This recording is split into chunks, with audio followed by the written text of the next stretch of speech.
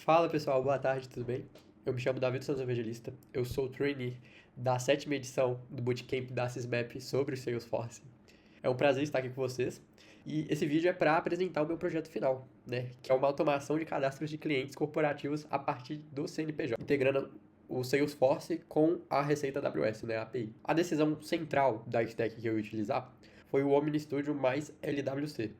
Mas por que eu não utilizei Core? Estudando a funcionalidade do Omni Studio comparado com o LWC, eu percebi que para esse projeto, né, para essa regra de negócio que foi me apresentada, a melhor opção seria de fato o Omni Studio. Primeiro, porque o Omni Studio ele tem uma certa facilidade para um projeto mais simples, certo? Porque se eu fosse fazer de fato em Core, teria que ter uma regra de negócio muito pesada, sabe?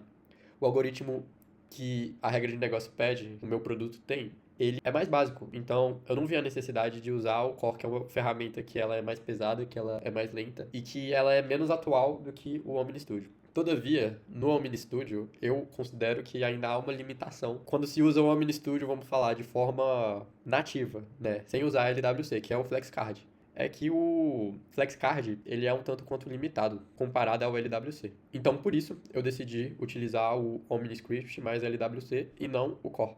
Agora, eu vou te mostrar o meu produto funcionando na prática. Eu vou destrinchar a arquitetura dele e eu vou justificar também por que eu utilizei cada coisa. E até o final do vídeo, eu quero te convencer que o meu produto ele é escalável e ele está pronto para o dia a dia. Antes de falar de arquitetura, eu preciso te mostrar para quem que eu construí isso. Essa aqui é a minha persona. Esse é o Carlos.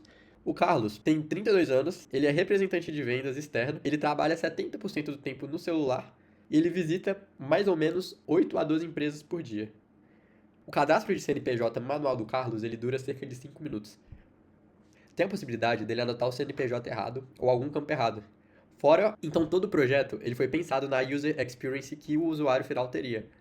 Ou seja, cada decisão técnica, ela responde a uma necessidade de Carlos. Olha só, o Carlos ele loga no Salesforce e já cai na home. Aqui na home tem tudo que ele vai precisar no dia a dia, além do cadastro CNPJ, que é justamente essa tela dedicada ao cadastro e consulta do CNPJ. Eu separei aqui o CNPJ da loja de roupa Renner, pra gente testar ao vivo aqui. Eu quero que vocês percebam a questão da máscara sendo aplicada automaticamente. Eu vou digitar aqui. 92754, na verdade. 738 000 e o contra, né? 62. Clicar aqui em consultar. Então, o que aconteceu aqui? Quando a gente imputou o valor nesse placeholder do CNPJ, o LWC, ele dispara o Integration Procedure. Ele primeiro olha se o CNPJ consta no Salesforce através de um Data Mapper Extract. Se ele acha, ele já responde na hora. Se não achar, um HTTP Action, ele pega os dados e o Data Mapper Load salva no banco, fazendo upsert pelo External ID CNPJ. Quando os dados carregam, eles apontam para os campos preenchidos. Aí essa é a visão que o Carlos vai ter. Olha, o CNPJ, empresa encontrada, não cadastrada, ou seja, não estava no banco de dados. Aí aqui tem a razão social, loja Renner, o nome fantasia, o CNPJ e a data de abertura, situação cadastral. Se você reparar, eu travei aqui a razão social, CNPJ e data de abertura. Porque são campos que não podem ser alterados de jeito nenhum pelo Carlos, né? Aqui a gente tem a situação cadastral, a gente tem o endereço todo preenchido, certo? O F, todos esses campos ele vem no payload do Receita AWS. A gente também tem a parte de contatos e pronto, vai salvar os dados, certo? Pronto, os dados salvos, abre essa tela pra gente. Por que eu tô mostrando aqui? Porque o projeto ele foi pensado pra ser mobile first. Então, na prática, a tela que vai ser usada é a do celular aqui, certo? Consultei.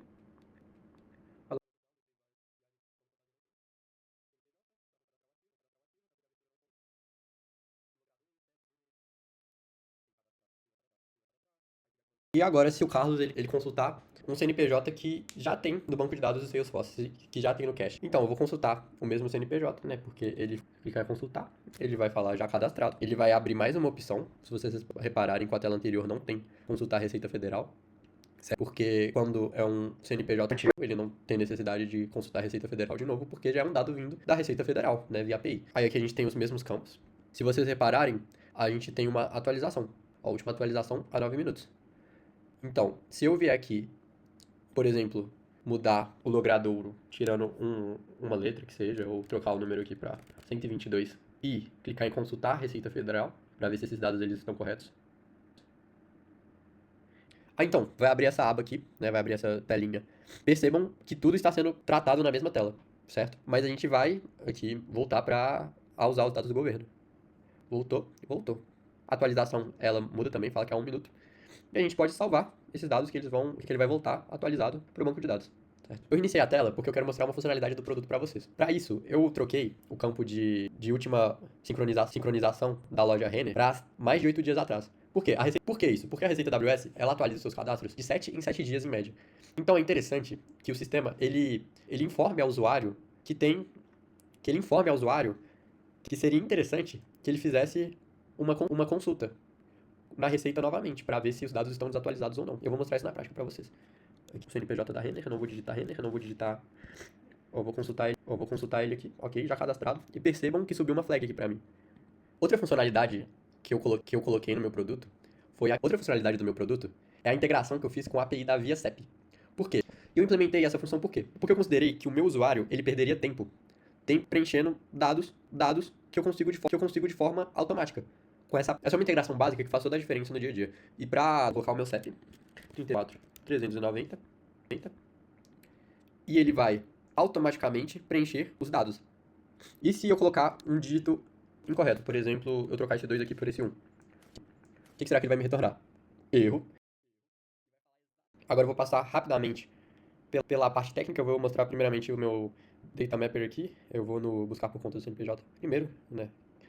Que ele extrai aqui do objeto account. Aí esse é o mapeamento que eu fiz, account ID. No JSON path vai pro JSON output path como account ID, razão social, CNPJ, enfim, eu simplesmente mapeei, né, os campos da account aqui e coloquei esses outros campos no JSON output path.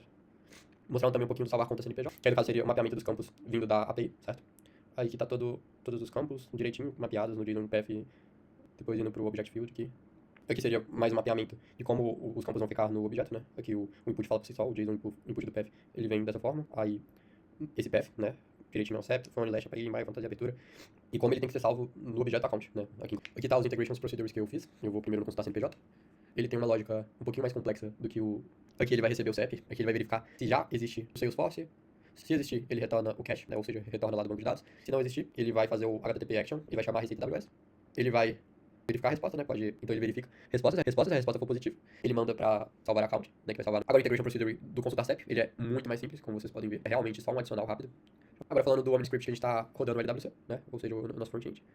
Ele tá com esse campo, com esse elemento, consultar. Aí ele tá recebendo esse LWC. Então eu usei a IA, na verdade, para otimizar meu tempo e minhas tarefas. Eu usei ela para debugging e criação de alguns códigos. Então, resumindo, meu produto ele é funcional, ele está completamente documentado, ele está alinhado com o que é considerado boas práticas no desenvolvimento low code. E depois desse vídeo, ele está apresentado para vocês. Muito obrigado pelo tempo de vocês, eu espero ver vocês em breve e abraço.